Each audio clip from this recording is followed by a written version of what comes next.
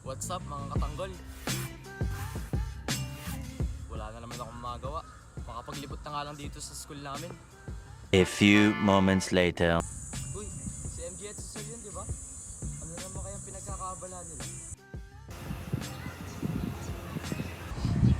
Uy, Sol, MJ. Ano ginagawa niyo dyan? Pinag-aaralan namin ng bench grinder. Uy, mukhang interesting yan ah. Pwede ba akong sumama dyan? Sige. Para mas malinawan ka, punta tayo sa workshop ni Sir Brian.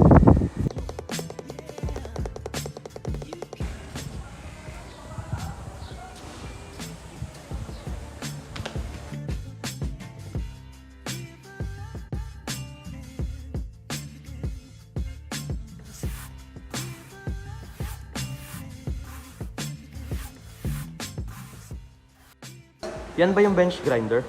Oo, ito ang bench grinder. Ito ay ginagamit para sa paghahasa at pagpapakinis ng mga surface. Ano mga nakakabit dyan? Pwede niyo bang isa-isahin sa akin ang parts and functions nan? Sige. Pero bago ang lahat, tayo muna magsuot ng safety gloves.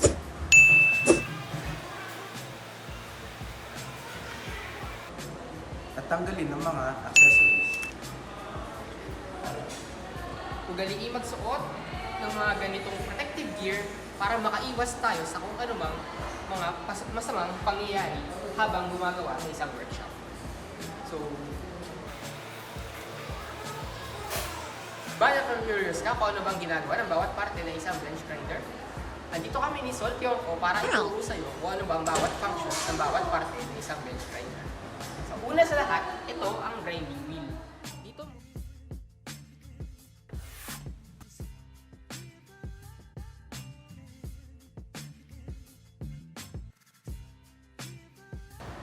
i-skis ang kung anumang bagay na gusto mong patalasin o pakinisin. Tapos, ito naman ang tool rest kung sa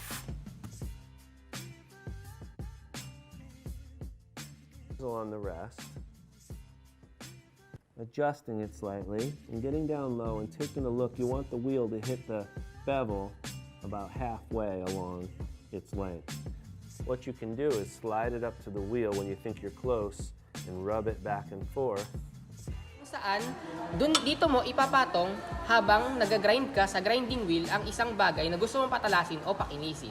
Ganyan, ganito ang itsura kung sakali mang magpapakinis ka or magpapatalas ng isang bagay. Ito naman ang wheel guard. Lapit ka rito.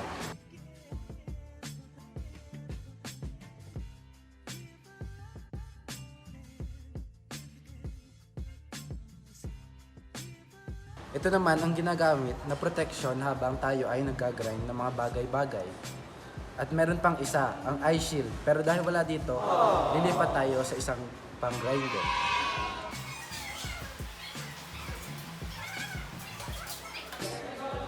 Uy guys, ano naman yan? Ito naman ang mas maliit na bench grinder. Ang bench grinder ay pwede ring tawagin bilang pedestal grinder. Ang bench grinder ay karaniwang may dalawang grinding wheels. Ang isa ay ginagamit para sa paghuhugis ng isang bagay o tawag na rough shaping, samantalang ang pangalawang wheel ay para sa maselang paghahasa o fine sharpening. Pag-iisa ang grinding wheel, ito ay para lamang sa paghahasa ng maliliit na tools. Isa lang ang grinding wheel nito. At ito ay merong eye shield.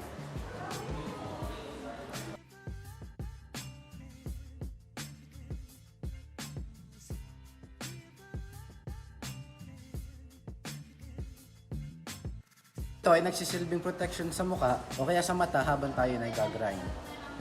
At iyon na ang lahat ng parts ng bench grinder. Natutunan ka ba sa aming mga binahagi? Oo naman guys, sobrang dami. Salamat. Ayun mga katanggol, may natutunan na naman tayo bagong araw na ito. Hanggang sa muli. Bye-bye!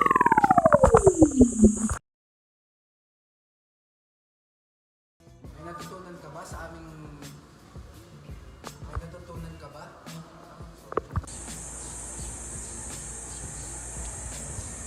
Sol, MJ, anong pinagkakaabalahan nyo? Pinag-aaralan namin ang bench grinder.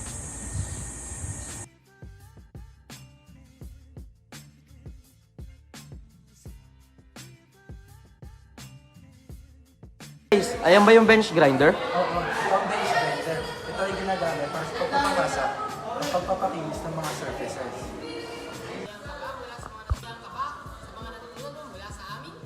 Oo naman guys, maraming salamat. Kasiyahan ka ba sa mga Marami ka bang